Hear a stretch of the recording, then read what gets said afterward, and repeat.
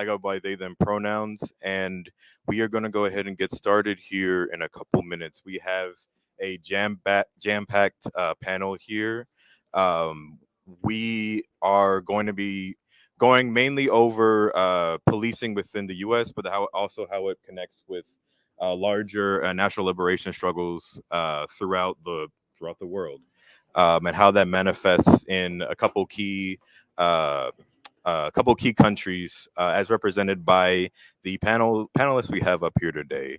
So we're going to get started. We'll give it about 2 minutes for our panelists to come up here, and I'll go ahead. We'll go ahead and begin with introductions.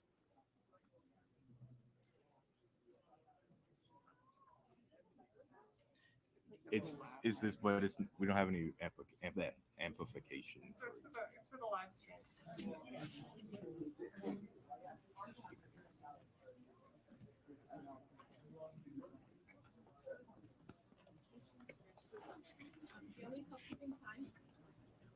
That would be great.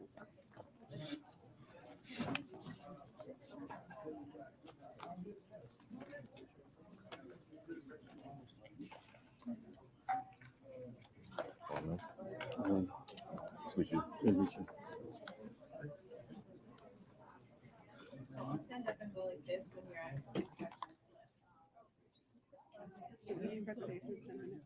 Yeah, about 2 minutes.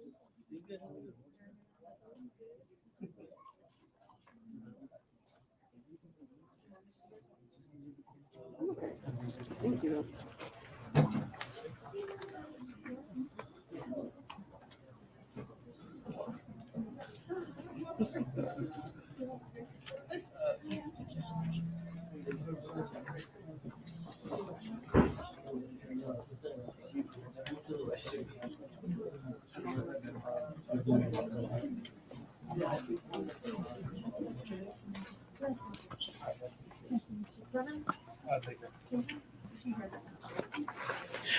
All right, let's go ahead and get started, everybody. So first off, we're gonna do with introductions. We're gonna go from my far left all the way down. So from each of you, I'm gonna ask your name, your pronouns, what, if any, organizations you're here representing, and just a brief overview of what kind of perspectives you're bringing here on this panel today. So I'm gonna pass the mic down to the first one down there. Hi, everyone. Can you guys hear me in the back? Okay, I'll try to speak up a little bit more. My name is Naveen. I use she, her pronouns. I've been organizing with the Palestinian Youth Movement for the last couple of years, and I bring the perspective of the bringing together of our struggles through a global anti-imperialist lens. Hi, everyone. My name is Adrian. I am with an organization called Bayan. It is a Filipino organization. We started in the Philippines, but we have chapters in diaspora. And we're also organizing for the rights of our community here, but also connected to our national liberation front fight back home, and also our fight for democracy back home, too. So I've been organizing with Bayan organizations for the last 13 or so years, and I'm based in Houston, so happy to be up here. Hi, everyone. I'm Anansa. I'm with NARPR Dallas, pronouns she, they. Actually, I've only been in Dallas maybe less than 4 years, and with NARPR less than 1, but I'm up here because I'm talking about the increased militarization of our police force and how that is like expedited and brought abroad for increased militarization of the police in many countries. So. Good afternoon, everybody. My name is Ramon Mejia, he, him. I'm originally here from Dallas, from Oak Cliff, born and raised, and I'm a member of About Face Veterans Against the War and an organizer with Grassroots Global Justice Alliance, an alliance of over 60 community organizations around the country, building alternatives to the system that we currently inhabit. You can keep actually. I'll keep this one for myself. All right. Sounds like we have a diverse backgrounds here, both culturally and from with your perspectives you're bringing forth today. So I'm excited for this panel today. So what we're gonna do is each panelist is gonna have about 10 minutes to offer a presentation on what they're bringing to the table today, and we're gonna start that off. If you're ready, Naveen, if you would like to go. All right, let's give it up for Naveen, everybody. Thank you. So it's going to be a little bit difficult to compress everything that I want to say on this topic to 10 minutes, but I'd love to engage more with people during the Q&A especially. I want to start us off with a quote by Ghassan Kanafani, who is a Palestinian revolutionary, and it says, "The Palestinian cause is not a cause for Palestinians only, but a cause for every revolutionary, wherever he is, as a cause of the exploited and oppressed masses in our era." And so what this means and what is basically being spoken about here is the necessity for all people who are in struggle with one another, especially those in the global south, to recognize that we are not in an isolated struggle with one another. We are in combined struggle against imperialism, against colonialism, and against the forces that like manifest through those dynamics. And so historically, Black and Palestinian solidarity emerged from the context of global anti-imperialism, and it helped to facilitate Arab American commitments to the Black and liberation struggle. And so I'm going to take us back a little bit and do a little bit of talking about history before I get into like the crux of what I want to say. And so when we talk about ethnic cleansing in Palestine, we don't think about it as a singular event such as like the Nakba. You know, it's an ongoing process that is still happening to this day, and it's facilitated by U.S. imperialism and U.S. hegemony. And so this includes things like extrajudicial killings, which is like killings outside of like, you know, a judiciary system, which even then it's still barbaric in and of itself.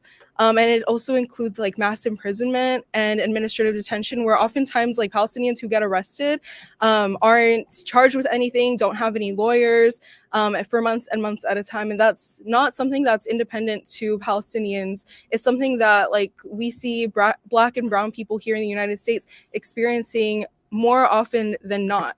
And so we know that with Zionism, it has deep ties to global imperialism, and it's not just in a broad sense too. You know, it's continued reliance on a system that of domination is fueling like these same systems that are meant to oppress the people all across the global south too. And so a prime example of this, especially in more recent years, is the state of Israel's participation in the surveillance state, with things like the creation of the Pegasus software, which how many of you guys know what the Pegasus software is?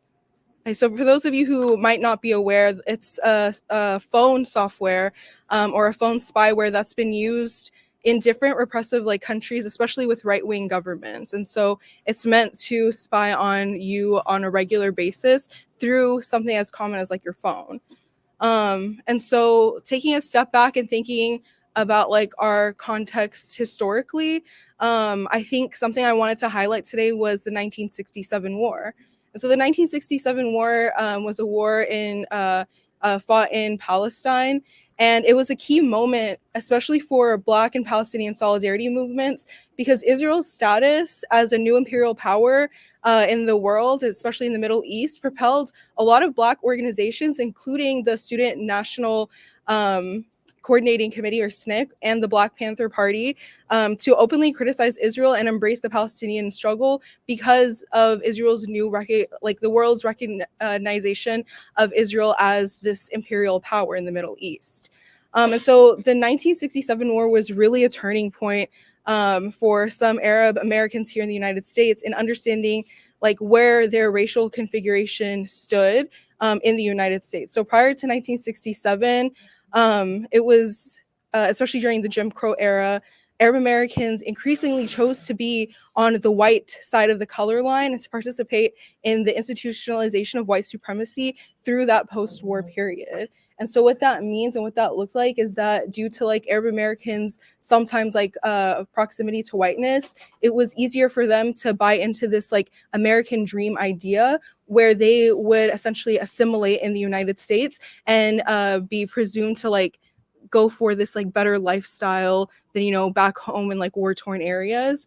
And they increasingly saw like post 1967 and even more so post 9/11 that this is just not like the fact of the matter. And so it's important that we really like configure like where we stand in regards to like struggle against like imperialism here in the United States, especially when it comes to Black solidarity. And so I want to take us forward a little bit to 2014. And I think this is something that a lot of people might be familiar with, was during the Ferguson uprising. Right when Michael Brown was killed in Ferguson, Missouri, it was a couple weeks into the 2014 war in Gaza. And so Arabs and Palestinians were already feeling like these really like impactful, I guess, emotions in relationship to their proximity to the war in Palestine. And it was brought even more to their attention here in the United States that the systems that oppress people in Palestine and the systems that oppress people in the United States were one and the same, very much so one and the same.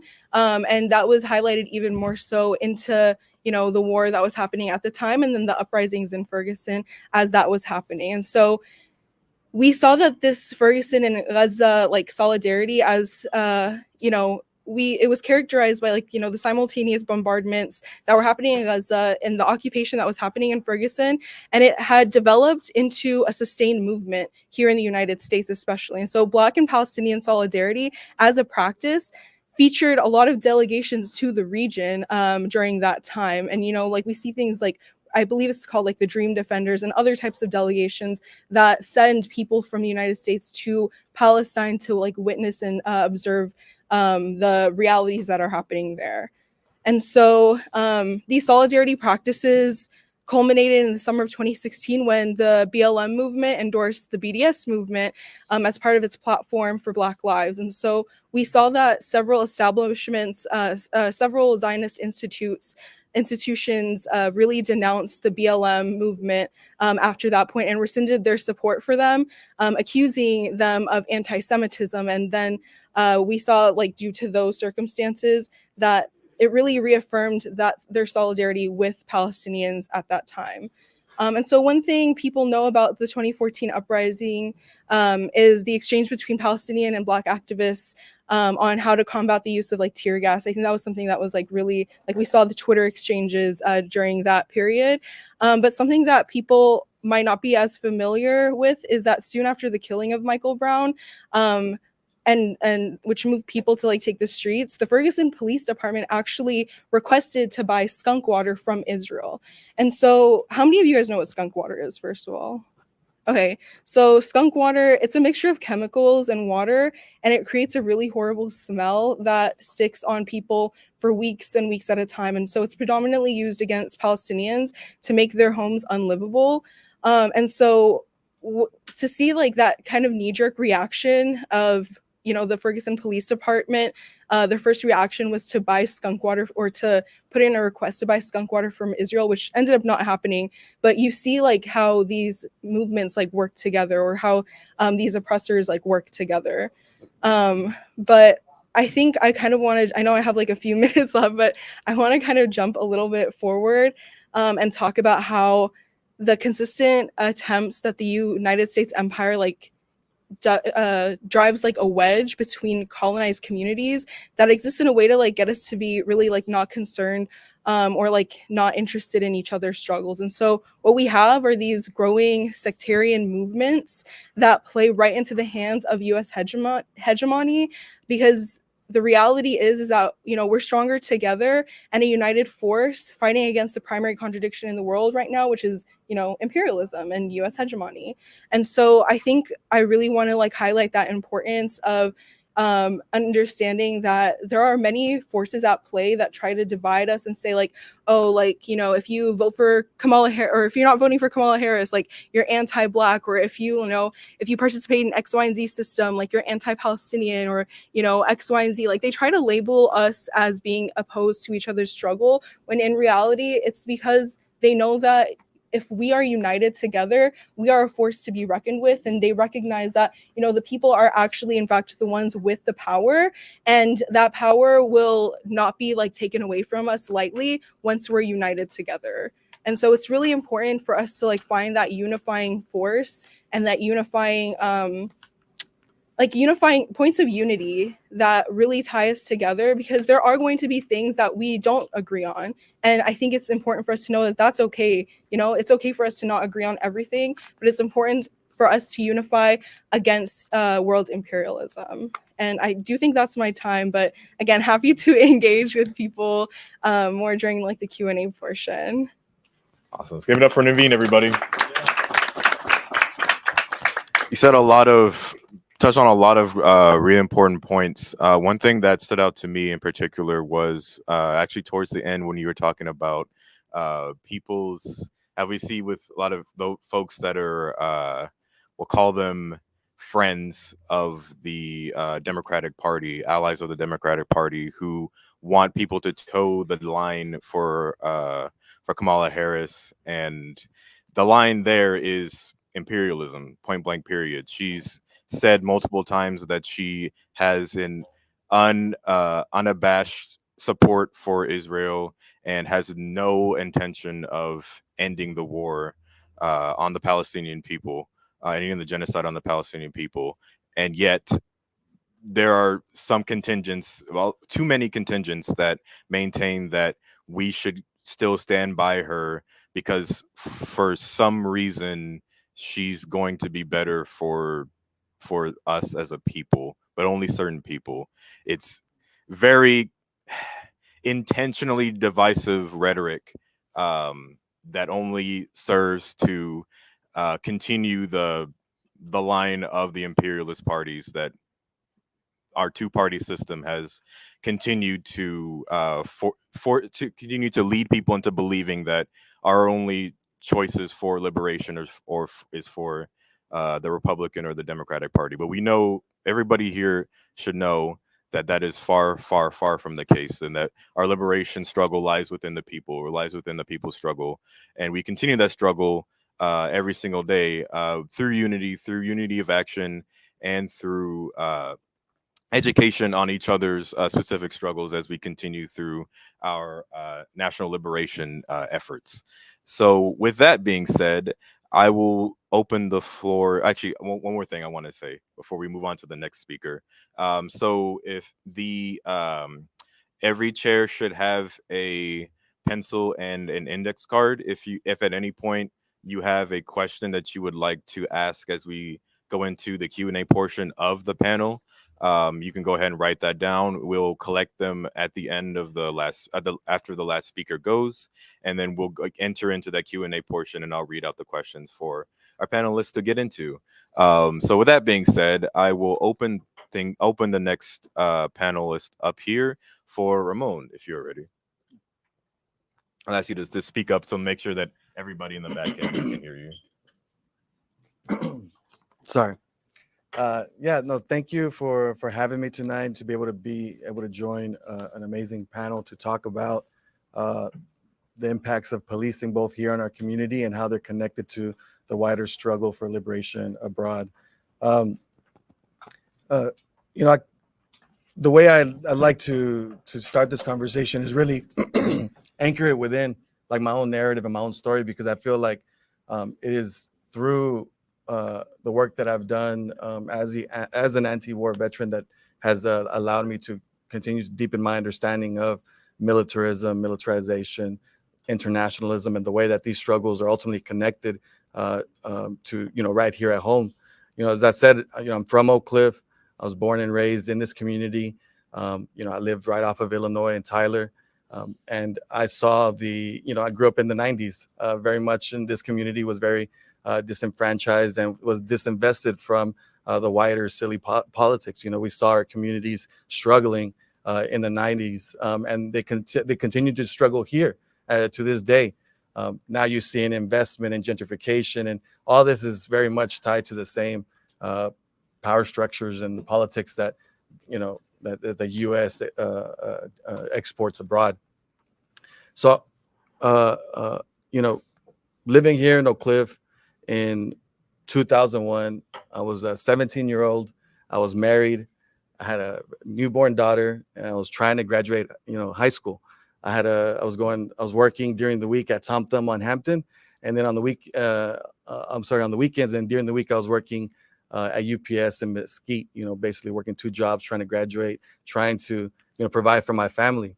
And the only options that I ever learned about growing up in Oak Cliff from middle school to high school was the GROTC program. Right, the military was the solution to the the challenges that I faced as a young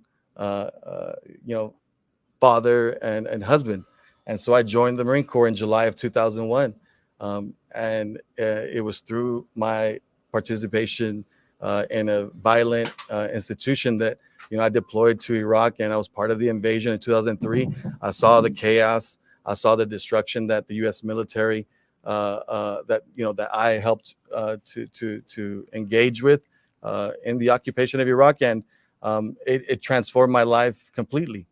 Someone that grew up who wasn't political, had been thrust into this choice of finding escape to provide for my family, was to essentially destroy communities in order to for my own salvation, for my own survival, to be able to provide and to put food on the table. Right, it came at the expense of the Iraqi people. It came at the expense of the Afghan people. It came at the expense of communities that have been under the thrust of imperialism for decades. And then from that moment to this day, I've worked tirelessly to try and I can never right the wrongs that I committed, but I can definitely do my best to be able to be a voice to share about the knowledge. And so I wanted to start this conversation with really defining what militarism is. Militarism is an ideology. It's a way of seeing the world through this martial lens that views force, that uses violence as a way to, as a means of domination. And we know that a culture that's embracing militarism is marked by this belief that that it prioritizes military structures and belief systems. It centers around this powerful national mythology that the military successes are what would give meaning to this society. And it's important, to understand that's what militarism is, but to understand the distinction between militarism and militarization, right? Is the militarization is the shaping of institutions to conform to that ideology, right? That martial lens of seeing violence as a means, right? So you see how the militarization of the police very much models the military. They have a range structure. They use tactics and equipment that belongs to the military, and even in the language that they use. I was in the military. They always said, "We need bodies. We need more bodies. We need bodies on the line." Same thing when we're in protests, we're in rallies out. You hear police calling their different callings. Hey, we need more bodies on the line. They see us as vessels, not as human beings, right? And so to really think about how militarism and militarization came to this land is to understand it as a function of colonialism. If our analysis doesn't start there, then we're still operating under this colonial frame, right? The first militaries, the first police on this land were developed to forcefully take the land from indigenous people, right? Justified by the doctrine of discovery.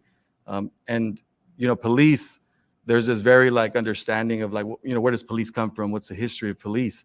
And then trying to understand police and police militarization, you understand at the root that there's a complex history there, where on one hand, very much liberal narrative is that police started in London, right, in the London Metropolitan Police, and that it was created to manage like urban centers, the people that were flooding from the countryside. But what is left out of that narrative is that the creator of that London Metropolitan Police, Robert Peel, was actually got it from the occupation of Ireland, right, where they utilized the National Police Force to enforce the occupation and to legitimize the occupation of Ireland. And then as it relates here to the United States, the colonial origins of police within Turtle Island is that, policing in the South was to maintain and managing of slavery, that it was, in the South for enslaved people that lived outside the homes of these like large plantations. And, they were used, the police were used in order to put down any rebellions or to return any escaped enslaved people that were, looking for freedom. And in the North, the police force was, utilized to put down, worker rebellions and coal miners and iron workers, and to put down this industry that was wanting to get equality, to try and get freedom from under these managers and these bosses. And I think it's important to kind of see that how policing is both historically been connected to both these struggles around Philippines, around Palestine, how the Pennsylvania State Police was created as a national police comes from the U.S. occupation of the Philippines, how a lot of the tactics and a lot of the equipment that the U.S. police utilizes through the 1033 program, through a lot of the exchanges happen through collaboration with the Israeli occupying forces and trading and so forth. So now I'm running a little bit out of time. I have about 2 minutes, and I think if there's anything that I can share, like in this moment, that it would be important to take away is that we're seeing a nearly $1 trillion military budget at the federal level. It's no coincidence that in cities across the country, police budgets at the city level mirror that of the military, right? There is investment in weapons and tactics and institutions of domination, while our communities are left to suffer without the fundamental elements that provide safety, that provide, they say that the military and the police are what provide safety to our communities. The safety comes from having healthcare, from having food, from having homes, right? Education, all fundamental elements that give, thriving communities the ability to prosper. So I think that the fight against Cop City here, locally, over 80 cop cities that are being built across the country, mirrors that across the 800 military bases across the world that are there to quell the uprisings and quell the fight for people in those communities to really liberate themselves, right? We deserve liberation just here, just as much as anywhere else, right? Anywhere else deserves a liberation just as much as here, right? Our struggles are connected. These systems that look to destroy us are international, and thus, like, our movement must be international. So it's important that you're here, that we're here listening to comrades from the Philippines, comrades from Palestine, that we're understanding that we're not going to be able to free ourselves unless we're all free, and we're all going to have to work together for that. Yeah. Give it up for Ramon, everybody. So I love that you talked about the internationalism aspect of policing and the history of policing. It reminded me of the reality that a lot of these strategies that imperialists have implemented in order to more effectively for their efforts control a population of people or an ethnic group of people. I'm reminded of the second Maroon Wars within Jamaica, and one part of that history that is harsh for me personally to acknowledge, but it is important nonetheless, is that one of the strategies that the British had implemented in order to fight against the slave revolts at the time was the Maroons that had been earned their own slavery by rebelling years prior. They entered in a contract with much of these groups saying basically, hey, these other groups that are of enslaved Africans are revolting, we'll continue to acknowledge and honor our agreement as long as you come and help us fight them. And I believe that that strategy, we can see that reflected in the some of the strategies that were implemented during like the war on crime, specifically how increased Black enrollment within police forces across the country was one part of that like propaganda piece to say, hey, we're making progress within the system of policing. We acknowledge that there are some problems, but all we need to do is put in more Black people within these police departments, and then these problems will be solved then. I mean, who here has had been pulled over by a cop and saw that they were Black and think, oh, well, no, everything's going to be good or everything's going to be fine, or saw somebody that was Latino and say, oh, yeah, there's a Latino cop, I'll be fine.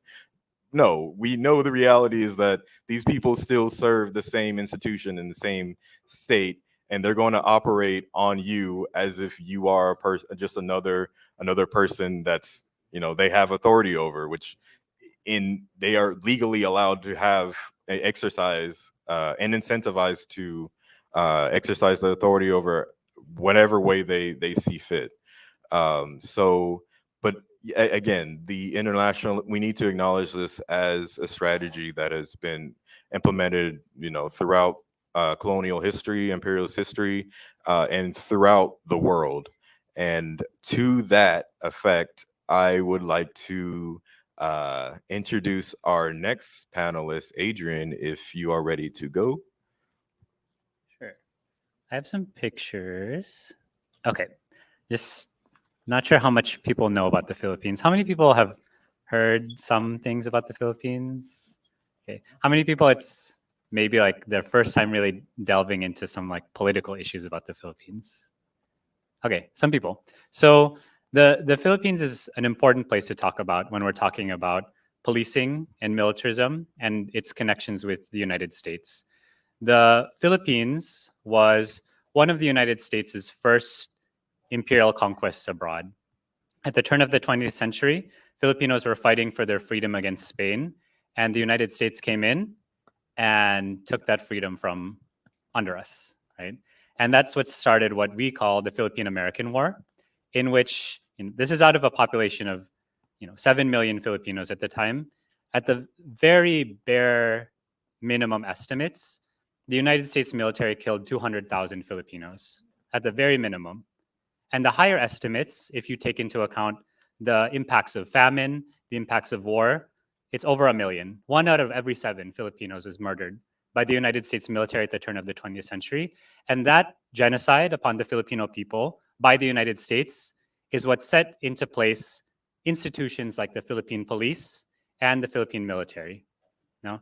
And so the Philippines right now, one of the ways we like to describe, we don't like to describe it this way, but it's the truth, is that the Philippines is a very rich place. The Philippines is rich, but the people are poor. And why is that?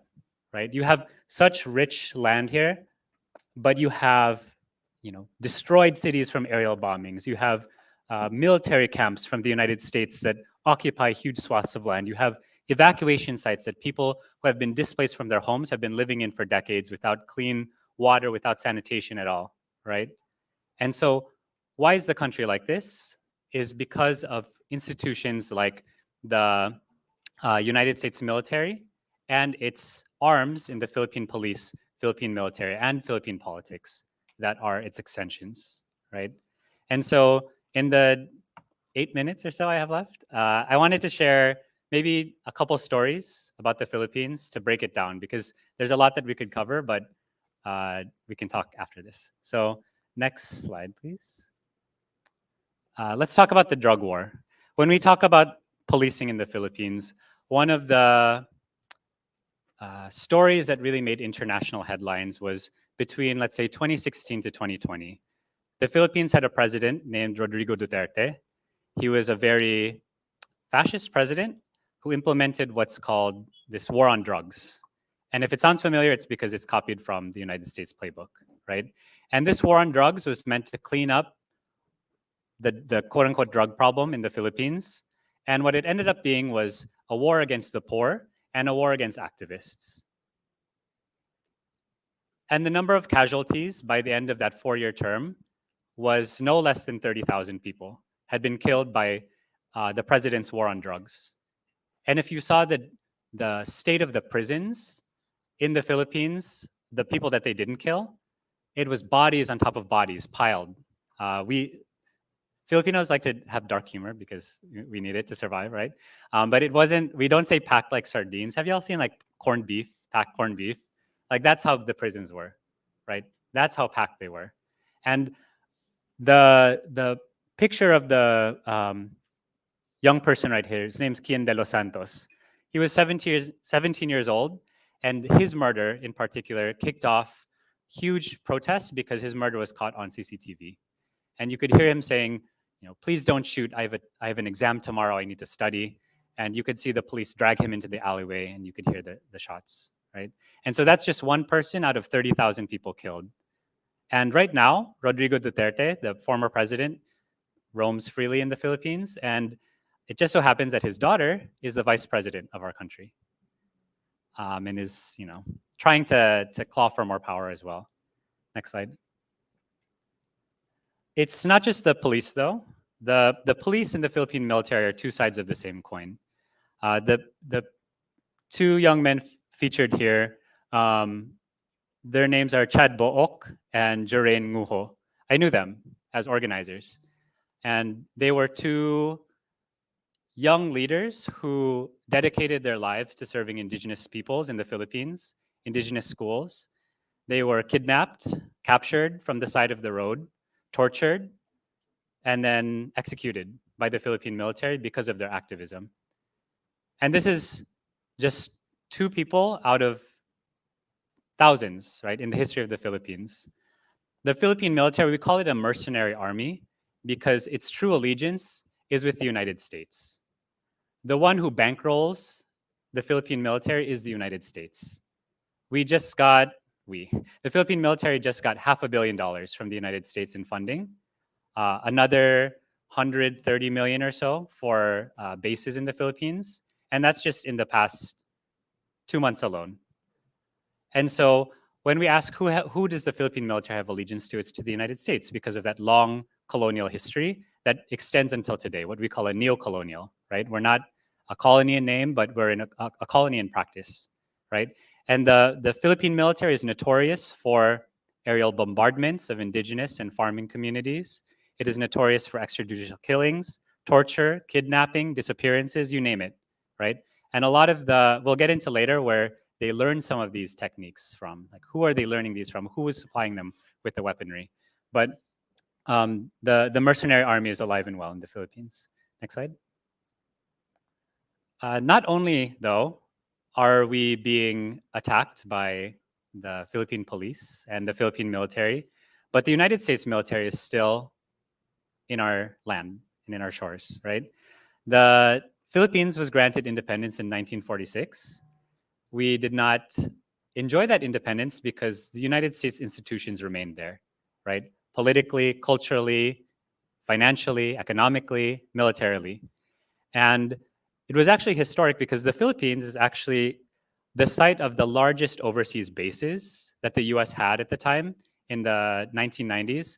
Clark Air Base, there's an air base and a naval base in this place called Subic.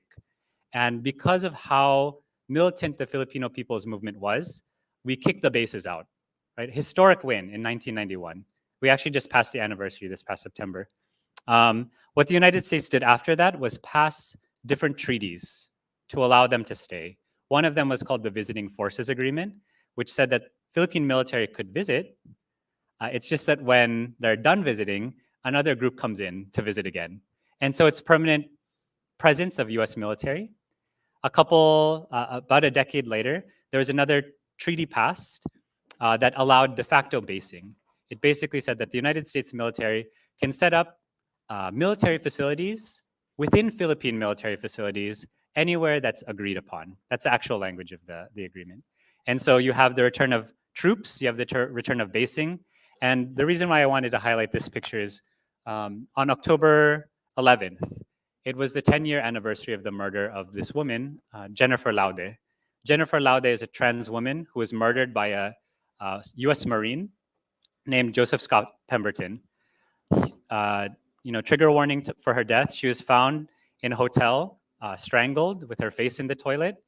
And what happened to Joseph Scott Pemberton was that he was protected by the United States military, not allowed to be tried in Philippine courts. And now he's been pardoned. He's roaming freely somewhere here in the United States after Duterte, the one who implemented this drug war, let him free, right? And until this day, 10 years later, her family is still seeking justice, right? And she's just one of the many women who have faced violence against or at the hands of the Philippine military, right? Next slide. And so who's training these people, right? United States imperialism and even Zionism have a role to play here, right? Of course, the colonial relationship, I won't get into much because I've explained it already, but even now there's joint military trainings, there's joint police trainings between, let's say, New York Police Department. This one on the left-hand side is San Diego. This just happened last month between the Philippine Police and San Diego Police, right? This year alone, there are 500 military exercises, joint military exercises between the United States and Philippines. They call them balikatan. Balikatan means shoulder to shoulder.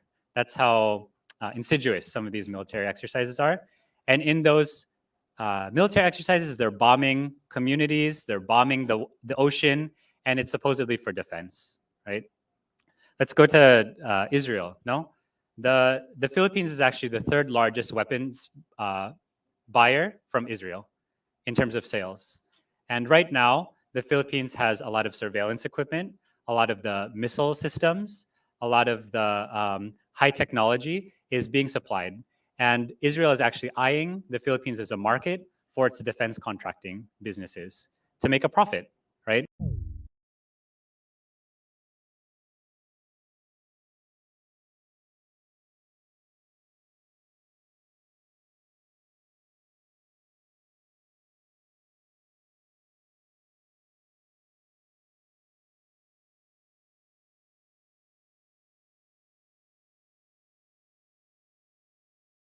This is because there's these huge plantations set up in the Philippines called haciendas. Hacienda is like a colonial-ass term from like Spain. They still exist today. And the people who invest in these haciendas are US corporations and even some Zionist elite have shares within the hacienda system that are exploiting farmers. Next slide. Okay, I'll just end by saying the people are still fighting back. These are pictures from the Philippines, pictures from the United States. We also view ourselves as an internationalist movement. We know that fighting against US imperialism, against Zionism within our own homeland is our best contribution to dismantling the system. And at the same time, we extend our solidarity across waters, across borders, because the enemy is doing the same and we have to do it better. So I'll stop there. All right.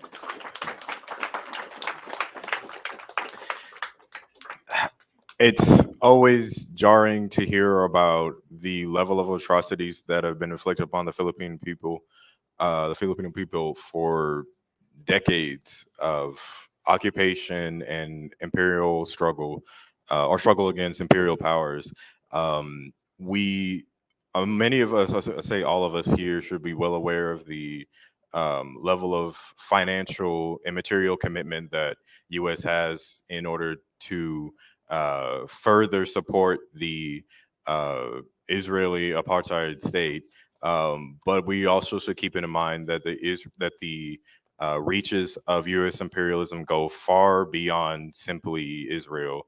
The Philippines, one country, well into Africa, well to the struggles in Haiti as well. And it's not just material support. Sometimes it is quite literally military occupation on the land, military testing on the land in the background of the backyards of these people's homes, and just recognizing that U.S. imperialism takes on many different forms, and we, as the people within the belly of the beast, should be resisting it at every manifestation that we are able to recognize. With that, we will go into our last panelist here, Anansa, if you are ready to go. Yeah, I'm going to stand up here so I can point. So I'm here to talk about militarized policing and just the increase that we've seen over the past few decades and how that connects to the broader colonies. See if that works. So right now I wanted to do a little comparison, spot the difference between your typical, friendly neighborhood beat cop that we've seen in like the 50s and the 60s versus policing or police officers today. You can see their very signature blue outfit, the Halloween costume outfit. And the police officers that we have today with the bulletproof vests, the tasers, the body cam, various other supplies just like laced around them. And not only that, but the increased use of their militarized vehicles. See here. So, as if any of us have seen the inside or the outside of a police car, they're these giant, SUVs, heavily caged, armored, heavily computerized with automatic license plate recognition software, things that we're not used to, or maybe we are unfortunately used to seeing, but like not your typical idea of what a neighborhood cop would be able to do. So for modern police in other countries, we can kind of see that this trend of militarization, of technical militarization, has not necessarily caught up. But so you can see in like the Ireland, their police officers still have the very recognizable outfit, but they're not as strapped to the gills with knives and tasers and everything. A lot of police officers don't necessarily carry guns, depends on their line of work. But specifically Cuban police officers, they are police for a short amount of time and then they move on to other professions. Whereas I think in America, we have this, this personal identity attached to being a police officer, right? This is something like a us versus civilians type thing, rather than a career, and you do that career and then you make a career change.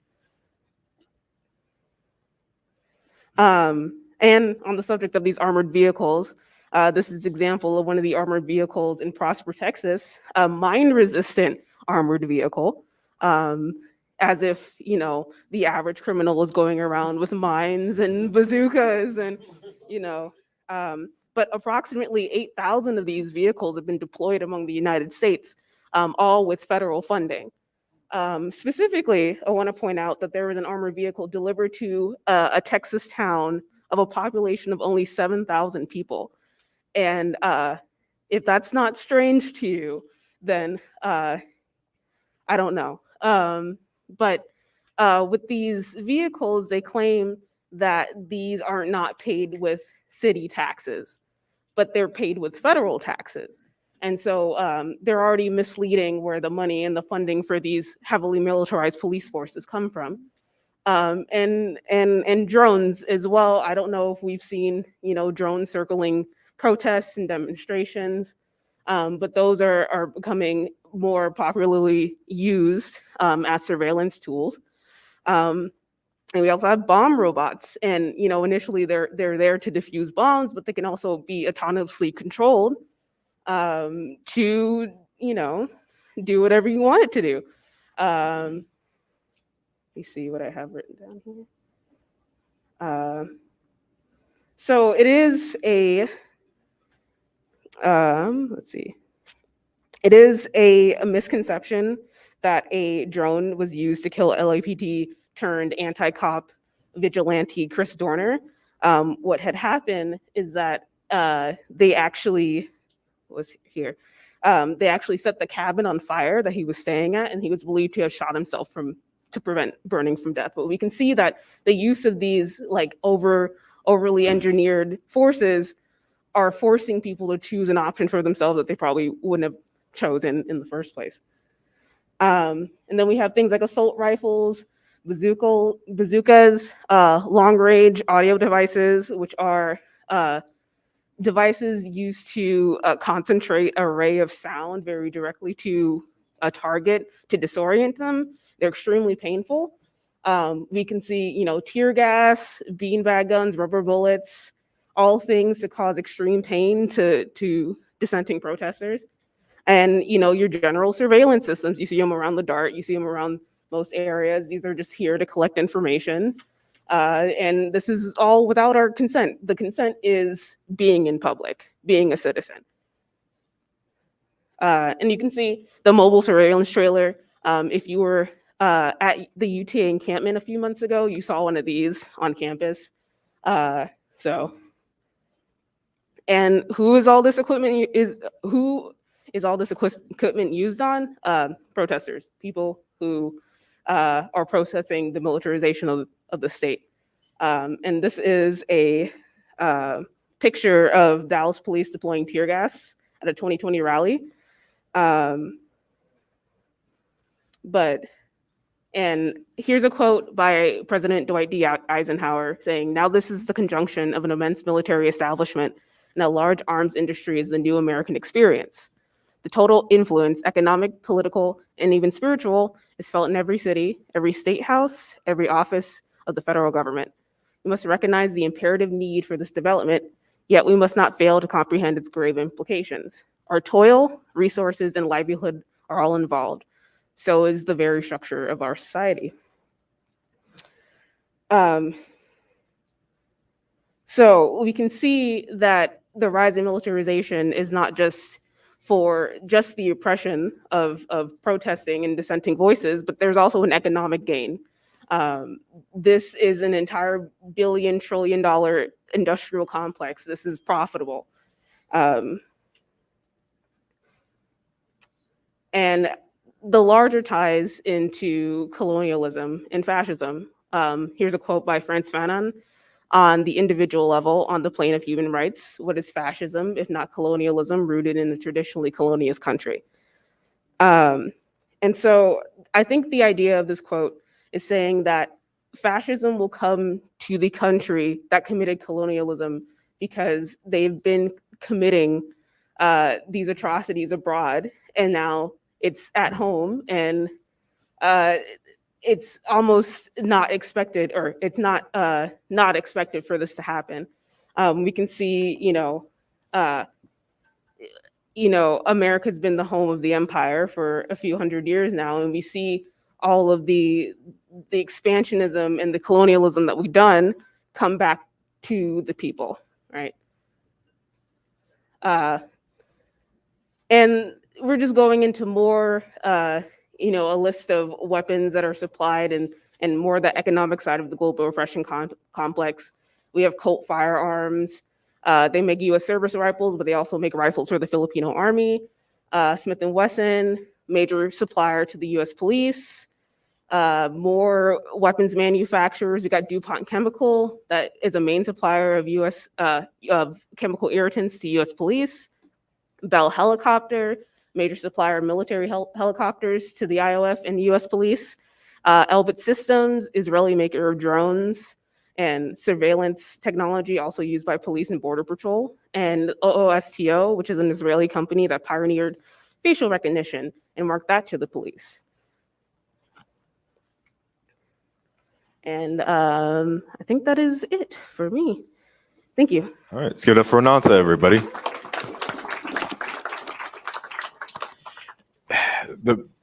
The increase, we've seen within the past several decades of the level of police budgeting and police spending that has been allocated towards these military technologies employed upon us as people within living under this state of oppression.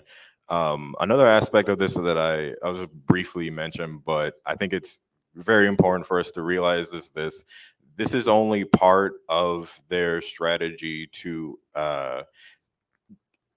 indoctrinate us into, or inculcate us into this state of believing that this is not only right, but this is normal.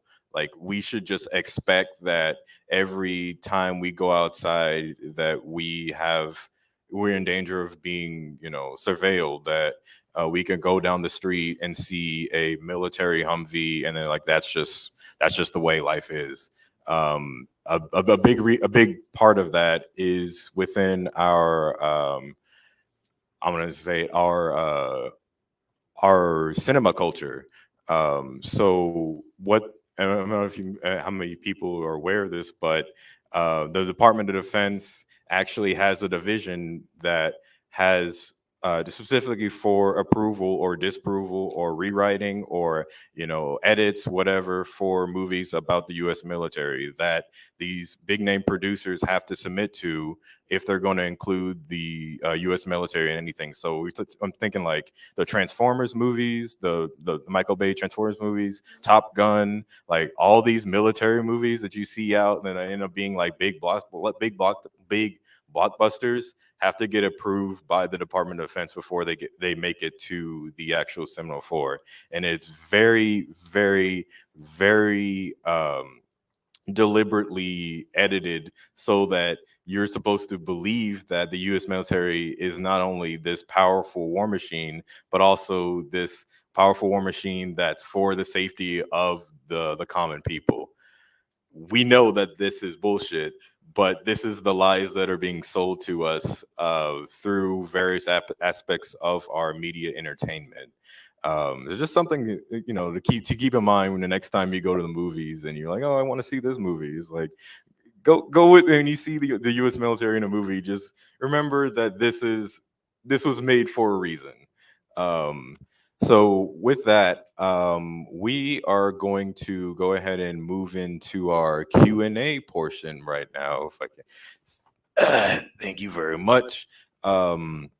Before that, I wanted to take a moment to acknowledge, I don't know if they're still in the audience here, but is there a representative from the Black Dallas Theater Group here? No. I just wanted to acknowledge that they are going through their own struggle right now. They recently decided to unionize. With the dancers decided to unionize and got fired immediately for fighting for their own rights to improve working conditions, and their bosses saw fit to fire everyone from the newer dancers to some of the decades long veterans within the theater group, and they are currently striking. They have a picket line that has been going on for the past couple days. And that is one of the things that I like to highlight and for you to support. We have a flyer on the NARPR table in the back there if you'd like to learn more about that. But without further ado, let's go ahead and get started with these questions. Let's see.